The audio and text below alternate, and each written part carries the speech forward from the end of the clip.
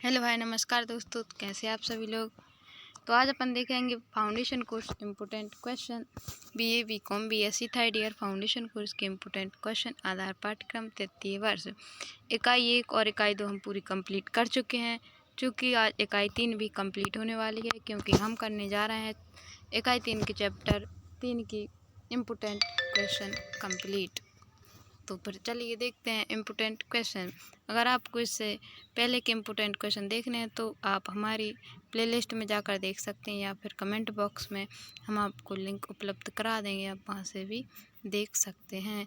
तो फिर चलिए देखते हैं इम्पोर्टेंट क्वेश्चन। अगर चैनल पर नए हैं तो हमारे चैनल को सब्सक्राइब ज़रूर कर लें, क्योंकि आगे भी हम वीडियो डालेंगे तो आपको बहुत ही जल्द और सबसे पहले प्राप्त हो जाएंगे, वरना वीडियो ढूंढने में दिक्कत हो जाएगी, फिर आपको मिलने वाली नहीं है।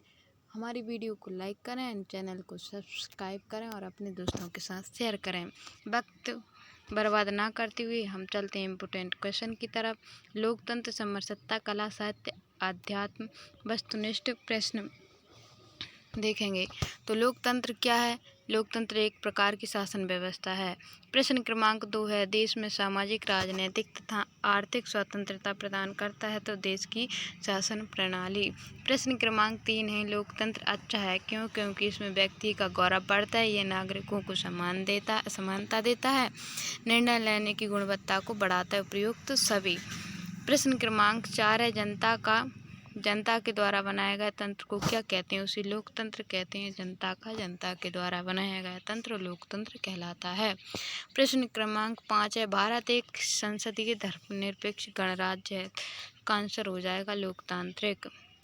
प्रश्न क्रमांक 6 है, भारत में सरकार का प्रमुख होता है तो प्रधानमंत्री वो है जो भारत में सरकार का प्रमुख होता है।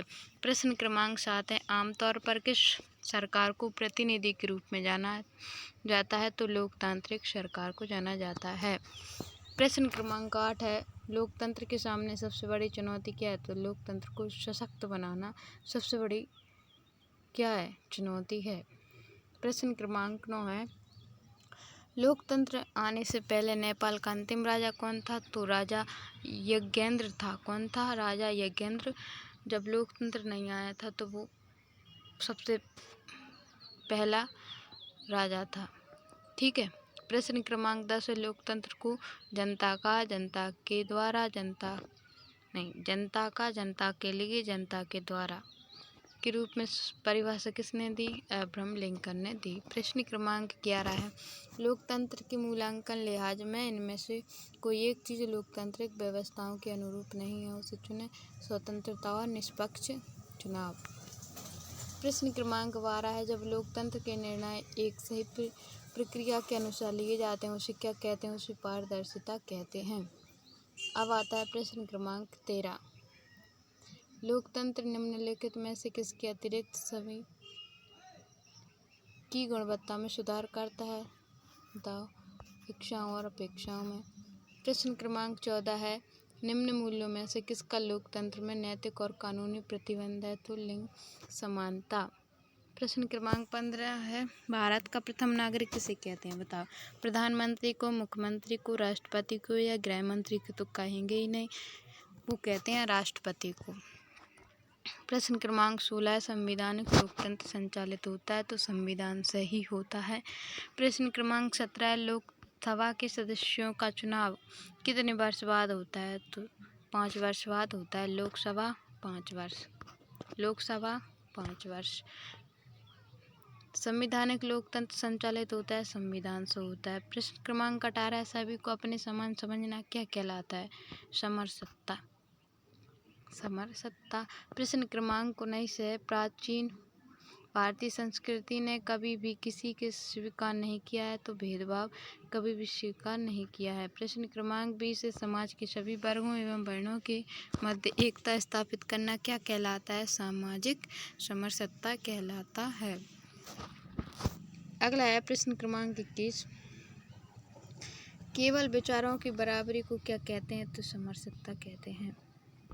प्रश्न क्रमांक 22 है, समरसत्ता दिवस कब मनाया जाता है? 14 मार्च, 14 अप्रैल, 14 मई को या 14 जून? तो ये मनाया जाता है 14 अप्रैल को।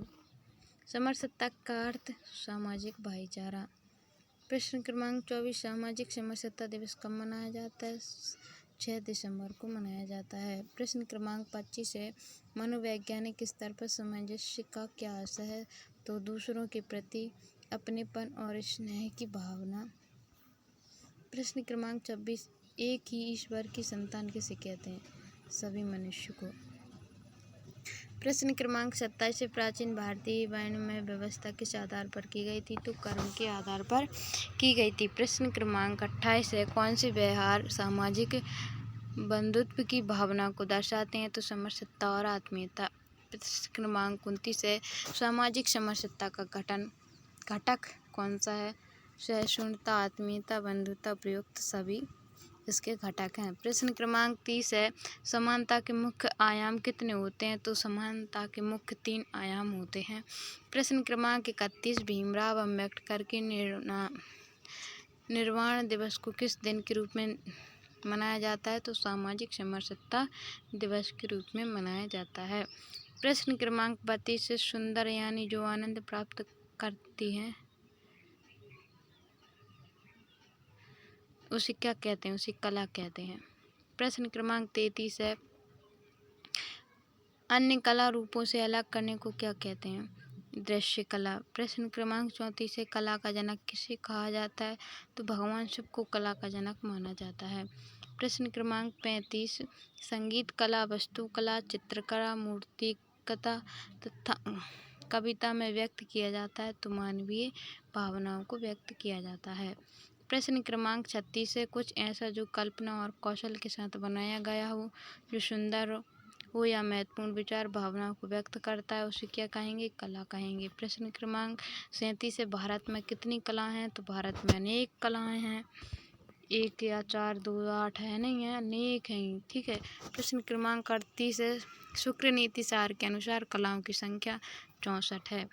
अगला है प्रश्न क्रमांक 39, शैव तंत्र के अनुसार कला कितनी है? 64। शैव तंत्र के अनुसार 64 और शुक्र नीति के अनुसार 64। ललित विस्तार के अनुसार कलाएं 86 हैंगी। ठीक है। कला का महत्वपूर्ण तत्व क्या है? तो कला का जो महत्वपूर्ण तत्व है वो रेखा है। निम्न में से किसी कला नहीं माना जाता? तो अंकशास्त्र को नहीं माना जाता, वरती मूर्ति, संगीत, चित्र को माना जाता है। प्रश्न क्रमांक 43, कला का शाब्दिक क्या अर्थ होता है? जो सुंदर है वही कला है।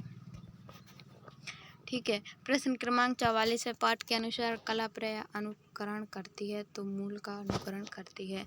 प्रश्न क्रमांक 45, किसी कलाकृति को बनाने के लिए किसकी जरूरत होती है? तो शिल्प कौशल का ज्ञान, यानी कि वस्तु को बनाने का ज्ञान। प्रश्न क्रमांक 46, मूर्ति कला एवं वास्तु शिल्प किस श्रेणी में आते हैं? तो ये शिल्प में आते हैं। मूर्ति बना रहे हैं वो वास्तु शिल्प काय में आएंगे? शिल्प कला में। प्रश्न क्रमांक 47, साहित्य कितने प्रकार का होता है? साहित्य 3 प्रकार का होता है। अगला है प्रश्न क्रमांक 48, किसी भाषा के वाचिक और लिखित शास्त्र समूह को क्या कहते हैं? तो उसे साहित्य कहते हैं। अगला है, साहित्य के प्रमुख कितने प्रकार हैं? तो गद्य, पद्य, चंपू साहित्य 3 हो गए। प्रश्न क्रमांक 50, साहित्य किसके द्वारा रचा गया? तो भाषा के द्वारा। प्रश्न क्रमांक 51, साहित्य का मानव जीवन पर क्या प्रभाव पड़ता? पारंपरिक प्रथाओं को बल मिला। प्रश्न क्रमांक 52, सबसे पुराना साहित्य कौन सा है? तो वेद जो है वो सबसे पुराना साहित्य है। कौन सा है? वेद। अच्छा साहित्य किसी व्यक्ति के चरित्र पर क्या प्रभाव डाल सकता है? चरित्र उद्यान। प्रश्न क्रमांक 54 है, मनोरंजन और सौंदर्यपरक आनंद के लिए क्या लिखा जाता है? तो साहित्य लिखा जाता है। अगला है प्रश्न क्रमांक 55, गद्य प्रबंधन कितने प्रकार के होते हैं? तो ये 4 प्रकार के होते हैं। प्रश्न क्रमांक 56 है, वेद के बाद किस ग्रंथ की रचना हुई? तो उपनिषद की रचना हुई। पहले नंबर पर वेद, दूसरे पर उपनिषद। प्रश्न क्रमांक 57, सबसे प्राचीन वेद कौन सा है? तो ऋग्वेद सबसे पुराना वेद है। 58, अष्टांग मार्ग धर्म से संबंधित है? तो हिंदू धर्म से संबंधित है अष्टांग मार्ग। प्रश्न क्रमांक 59 धर्म होता है तो भावना प्रधान। 60 है आध्यात्मिक शक्ति पर विश्वास होना। ये किसने कहा है? डायलर ने।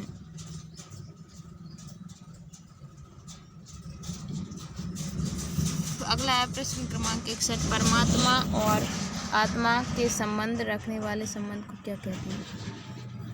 परमात्मा और आत्मा के संबंध रखने वाले संबंध को क्या कहते हैं? तो इसे कहेंगे आध्यात्म। प्रश्न क्रमांक 62 आध्यात्मिक ज्ञान कैसे प्राप्त होता है? तो ये अनुभव से प्राप्त होता है। प्रश्न क्रमांक 63 है आध्यात्मिक होने का क्या आशा है? तो भौतिकता से परे। प्रश्न क्रमांक 64 भक्ति समाधि, योग समाधि, ज्ञान समाधि किसके प्रकार हैं? तो ये आध्यात्म के प्रकार हैं। आत्म कितने प्रकार के होते हैं? ये 3 प्रकार के होते हैं। आदि शंकराचार्य का जन्म भारत के किस राज्य में हुआ? तो केरल में हुआ था उनका जन्म। अगला आदि शंकराचार्य के गुरु कौन थे? तो गुरु उनके थे आचार्य गोविंद भक्तवाद। प्रश्न क्रमांक 68 है पाठ के अनुसार आध्यात्म का संबंध किससे है? तो हमारे आंतरिक जीवन से ही है। प्रश्न क्रमांक 69 संस्कृत भाषा में आध्यात्मिकता शब्द का क्या अर्थ होता है? स्वयं के अस्तित्व से जुड़ना। स्वयं के अस्तित्व से जुड़ना आध्यात्मिकता। प्रश्न क्रमांक 70 है आध्यात्मिकता किसी व्यक्ति को क्या अनुभव करा सकती है? तो पूर्ण आत्मज्ञान। प्रश्न क्रमांक 71 है आदि शंकराचार्य द्वारा स्थापित मठ कौन सा नहीं है? तो श्रृंगेरी शारदा पीठम, ज्योति पीठम, गोवर्धन पीठम, लेकिन हावरक पीठम नहीं है, बाकी ये तीनों हैं। अगला है प्रश्न क्रमांक 72 हिंदू धर्म के अनुसार यदि कोई व्यक्ति आदि शंकराचार्य द्वारा चारों दिशाओं में स्थापित चारों मठों की यात्रा कर लेता है तो वह क्या है? वह मोक्ष प्राप्ति की ओर अग्रसर रहता है। प्रश्न क्रमांक 73 है भारतीय संस्कृति में पहला प्रसाद कौन सा माना गया? ये आया था कभी धर्म माना गया है पहला प्रसाद। प्रश्न क्रमांक 74 है ये बहुत इम्पोर्टेंट है क्योंकि ये पिछले सेकंड ईयर के एग्जाम में पूछा गया था। हिंदी के भारतीय संस्कृति में पहला प्रसाद कौन सा माना गया है? तो धर्म माना गया है। प्रश्न क्रमांक 74 है अद्वैत सिद्धांत के प्रवर्तक दार्शनिक हैं? तो आदि शंकराचार्य जी हैं। प्रश्न क्रमांक 75 है अहम ब्रह्मास्मि कौन से सिद्धांत का महावाक्य है? तो ये अद्वैत का वाक्य है।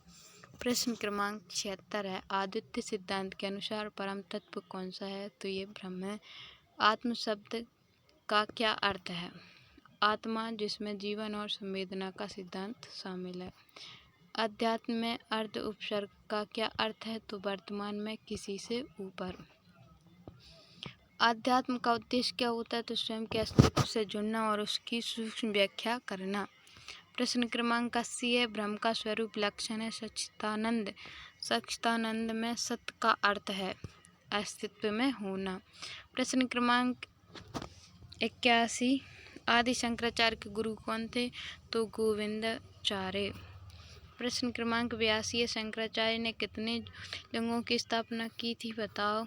तो उन्होंने 12 ज्योतिर्लिंगों की स्थापना की थी। श्रृंगेरी मठ कहाँ है? तो ये दक्षिण भारत में है। कौन से? उत्तर दक्षिण भारत में है। ठीक है। अगला प्रश्न क्रमांक 84 भारतीय भाषा में राम कथा का जिन आयाम में वर्णन किया जाता है उसे क्या कहते हैं? उसे रामोपाख्यान कहते हैं। प्रश्न क्रमांक 85 और इस इम्पोर्टेंट सीरीज का आखिरी क्वेश्चन है राम कथा का मूल आधार क्या है? तो वाल्मीकि रामायण है। यहाँ पे होते हैं हमारे हिंदी के सारे इम्पोर्टेंट क्वेश्चन समाप्त।